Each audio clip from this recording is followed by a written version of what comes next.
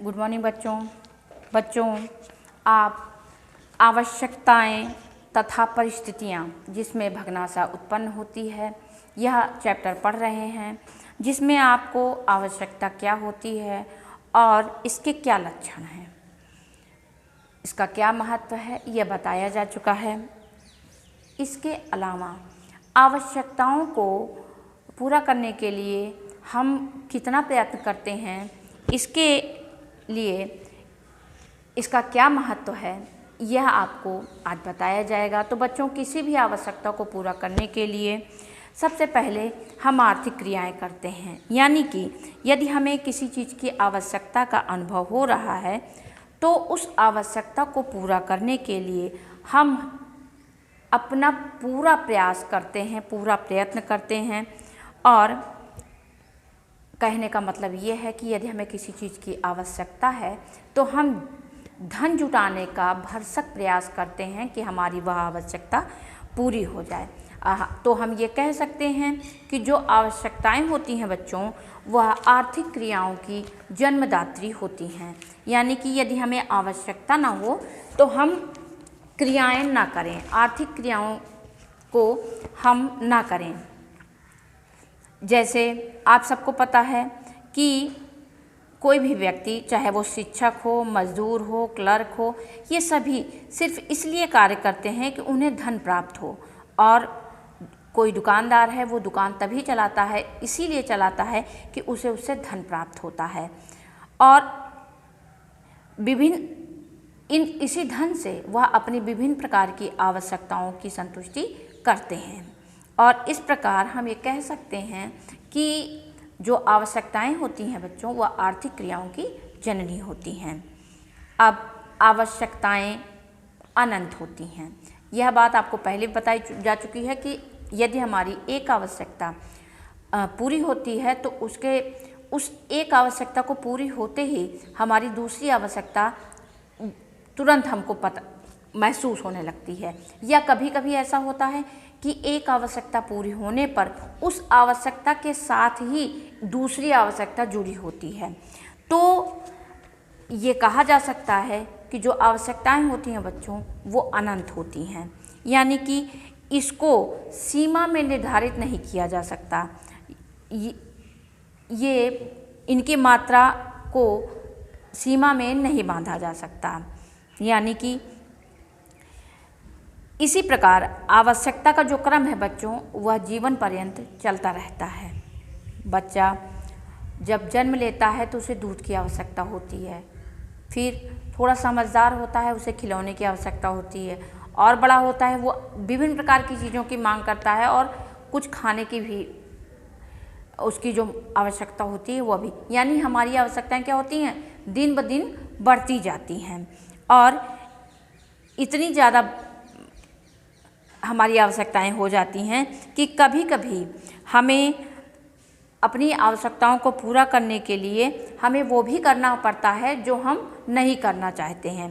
तो उतना हमें अपनी आवश्यकताओं को विस्तृत नहीं करना चाहिए कि हम वो संतुष्ट हम ना कर सकें। अब आवश्यकताएं रहन सहन का निर्धारण भी करती हैं। मानव जीवन में आवश्यकताएं हमारे रहन सहन का भी निर्धारण करती हैं। जो व्यक्ति जितना अधिक से अधिक आवश्यकताओं की पूर्ति कर लेता है, उसका जीवन स्तर उतना ही अच्छा माना जाता है। यदि एक समय यदि किसी व्यक्ति के पास अपनी आवश्यकता को पूरा करने का धन नहीं है, या यूँ कहा जाए कि उसकी जो आवश्यकताएं हैं, उसके जो आर्थिक आवश्यकता है वह सीमित है, तो हम ये कह सकते हैं कि वह बहुत ही साधारण व्यक्ति है। और यदि कोई व्यक्ति अपनी सारी आवश्यकताओं को तुरंत का वो पूरा कर लेता है, या जैसे ही उसको आवश्यकता महसूस होती वैसे ही वो पूरा कर लेता है, तो माना जाता है कि वह व्यक्ति अधिक उसकी आर्थिक क्षमता है। तो यह कहा जा सकता है कि यह आवश्यकताएं हमारे जीवन स्तर का भी निर्धारण करती हैं। बच्चों, आवश्यकताएं मुख्यतः 3 भागों में बांटी गई हैं कि आवश्यकताओं को किस क्रम में रखा जाए। तो आवश्यकताएं मुख्यतः 3 भागों में बांटी गई हैं। पहला है आवश्यक आवश्यकताएं, और दूसरा आरामदायक आवश्यकताएं, और तीसरा विलासितादायक आवश्यकताएं। तो बच्चों, सबसे पहले आपको बताया जाएगा कि आवश्यक आवश्यकताएं क्या होती हैं। आवश्यक आवश्यकताएं वे आवश्यकताएं हैं जो हमारे दैनिक जीवन को सुचारू रूप से चलाने के लिए बहुत ज़्यादा ज़रूरी हैं। यदि ये आवश्यकताएं नहीं पूरी हों तो कहीं ना कहीं हमारी जो क्षमता है वो प्रभावित होती है। और इनमें वे सभी आवश्यकताएं हैं जो व्यक्ति की जीवन रक्षा के लिए या उनकी कार्य क्षमता को बढ़ाने के लिए, सामाजिक स्तर व प्रतिष्ठा को बनाए रखने के लिए आवश्यक होती हैं। जैसे भोजन, वस्त्र, निवास स्थान, ये सारी आवश्यकताएं आवश्यक आवश्यकताओं के अंतर्गत आती हैं, क्योंकि इनमें से कोई भी आवश्यकता ऐसी नहीं है जिसे आप डिले कर दें, जिसे आप ना पूरा करें तो आपका काम चल जाएगा।